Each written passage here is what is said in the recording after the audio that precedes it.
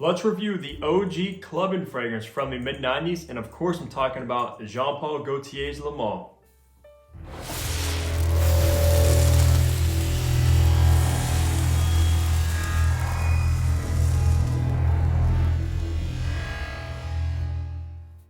Hey, what's going on guys? Hunter here and welcome back to my channel. And if you are new, what I do is I make fragrance related content. So if you love fragrances, go and hit that subscribe button down below, and also be sure to follow my fragrance Instagram page where I've been really active over there. But today is all about the review of Le Male by Jean-Paul Gaultier in this iconic bottle from, like I said, the mid-90s, guys. And I'm so excited to finally be reviewing this bottle. And I've had this bottle in my collection for quite some time, so I have gotten a couple wearings and stuff out of it. And yeah, I got some stuff to say about Le Male. But before we talk about this fragrance, let's go over some information about Le Male now. So this fragrance was actually launched in 1995. So that would actually make it a little bit older than me. So this fragrance is nearly 30 years old at the time of this recording. So yeah, it has been around for quite some time. Now, as far as the retail prices go, they do come in 75 mils and 125 mils. The bottle I have in hand is a 75, and you can get a bottle of this for $77. Or you can opt for the bigger bottle, the 125 ml, for $98. So to be honest with you guys, that is actually a pretty reasonable price for a designer fragrance that you can obviously get at your local department store and such. So yeah, pretty good pricing on Le Male. The perfumer behind Le Male is actually the one and only Francis Kurkdjian. And obviously that name might sound familiar with you if you've been into fragrances for a little bit of time, because he is now the owner of Maison Francis Kurkdjian and the in-house perfumer. And obviously he's known for fragrances such as Bac de Douche 540, Grand Soir, obviously Le Male. And I believe Le Male it might have been his first creation back in, like I said, the 90s. I'm not 100% sure on that, but it's definitely one of his first. And yeah, he definitely hit a home run with this fragrance. So with all that information out of the way, let's go to look at the packaging and presentation you will get with Le Male now. So taking a look at the box, which actually isn't a box, it's instead a tin can, which is honestly very cool and very unique. I've never seen another packaging quite like this one. But of course on the top you don't have anything. Of course, Jean-Paul Gaultier Le Male. On the bottom you do have your information, your barcode and batch code to authenticate your product and see when it was actually produced.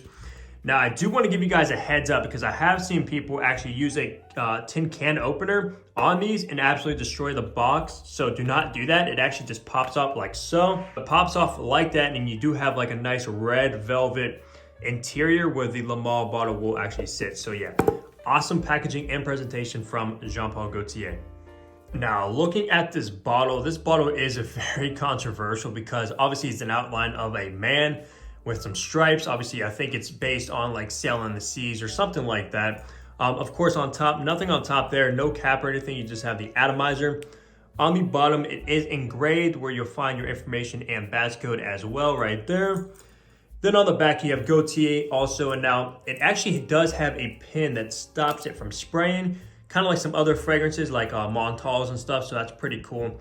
So you have to actually take that pin off to actually spray the fragrance. So when you're traveling and such, you definitely want to keep that on there so your fragrance won't accidentally spill or spray in the luggage. So yeah, pretty cool packaging, but it is pretty controversial. In the top, you have lavender, mint, cardamom, bergamot, and artemisia. In the middle, you have cinnamon, orange blossom, and caraway. And in the base, you have vanilla, tonka bean, amber, sandalwood, and cedar. So of course, when you're looking at that note breakdown, you do see it might probably be a fougere minty sort of fragrance, and that's exactly what it is, guys. So let's go and spray Le Male and test out the atomizer you will get with this bottle. Okay, decent atomizer, I gotta say, especially being from the 90s, even though they probably have updated it, I would assume. But yeah, let's go ahead and smell this and remind myself of the opening of this classic, iconic fragrance. So in the opening of Le Male, you are obviously gonna get that lavender fougere type of fragrance, but it's also alongside a minty, kind of sweet, bubblegummy kind of fragrance as well. So it's actually, honestly, not your traditional kind of masculine, rugged, fougere, barbershop type of fragrance. It does have a kind of a unique twist on it. And I think that actually changed the game of fougeres, and some fragrances that we actually see today have took a lot of inspiration from Le Male, because like I said, this was pretty much the OG clubbing fragrance for guys back in obviously the 90s and early 2000s, until obviously Versace Eros came into play, which does have a similar DNA.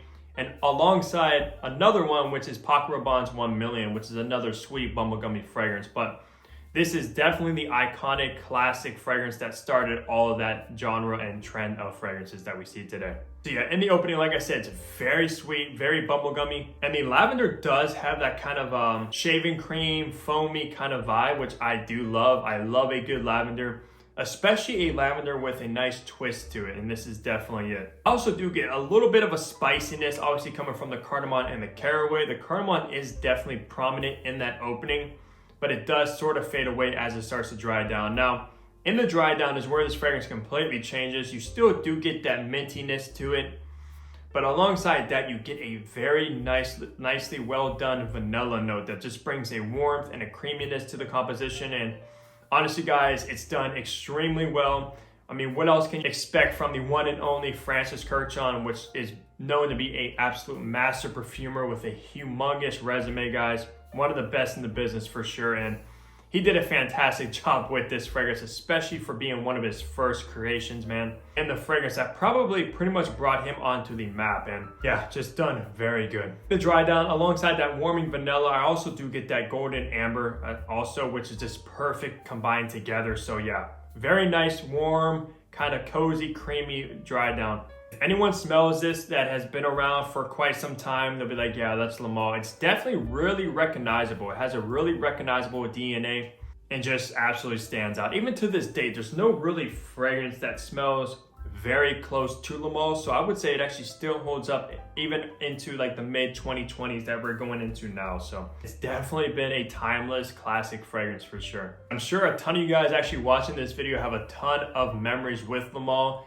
And if you're comfortable sharing some of those, definitely leave those down below. I love hearing people's kind of memories and stuff that they make with fragrances and things like that, because honestly, I didn't really grow up wearing this fragrance. I actually only started wearing this one when I got this bottle in hand, which has been around a year or so. I'm sure you guys have some awesome memories with this fragrance. So let's talk about seasons that would be the best for Le Male. I would definitely say fall, winter, and spring, even though it could be very versatile when it comes to seasons. 3 seasons that come to my mind are definitely those 3, because you have obviously that kind of sweet bubblegummy opening, the lavender, the mint, and a little bit of spiciness that does work good in obviously like the spring, fall, and winter. But definitely because of that golden, warm, creamy dry down with the vanilla and the amber, definitely works good for the fall and winter. So yeah, fall, winter, and spring is the best for this fragrance. Summer, I would probably stay away from it for the summer because it's not very like a citrusy or anything like that. It's not vibrant or fresh or nothing, not aquatic. It's just, like I said, fougere, minty, spicy, and vanilla and amber in the base. So yeah, definitely stick to those 3 seasons for it. For gender and age, for Le Male, 100% a male targeted fragrance. So yeah, there's nothing that makes this feminine really, even though there are a little bit of like white florals, like the orange blossom, but I don't really get that in here.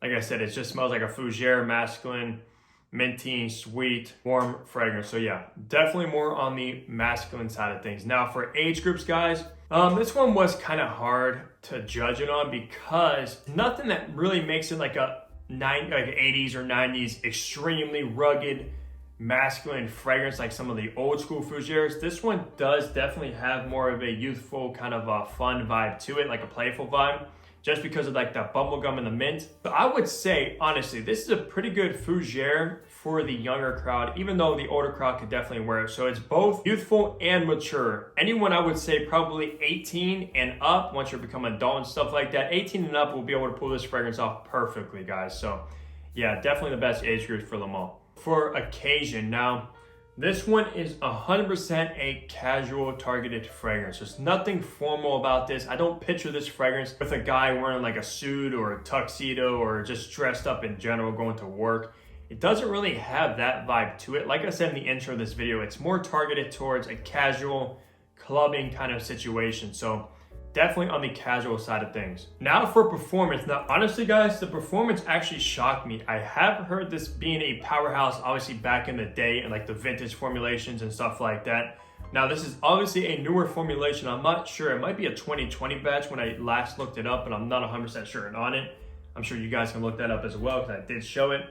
But yeah, even being like a 2020 batch, guys, this is definitely above average when it comes to the performance. I think it's because of that, like I said, that minty, sharp, bubblegummy opening that is just so distinctive and iconic. It just pushes off the skin so much and everyone can just pick it up and recognize what that fragrance is. And every time I wear this, probably about 80% of the time when I wear this fragrance, I always get noticed and get a compliment on it. So people absolutely love it and they can pick it up even hours in. So I would say this fragrance actually lasts around 10 hours or so on my skin, which is very good, above average, and projection was very solid as well. I got a good like 4 hours of beast mode projection off my skin also. So if you're looking for Le Male and you're worried about the new formulations not performing that good, do not worry about that, guys. I'm telling you right now, this 2020 batch that I have here, and probably the new batches too, I don't think they really reformulated ever since 2020, has been very, very good. But yeah, that's gonna wrap up my review of the iconic classic Le Male. Let me know down below if you actually wore this fragrance growing up, if you're wearing it now, if it's your signature scent, and some of your memories with Le Male. I love hearing it. But per usual, leave a like on the video if you did enjoy it. Subscribe if you haven't already, and I'll catch all you guys in the next upload. Take care, everybody.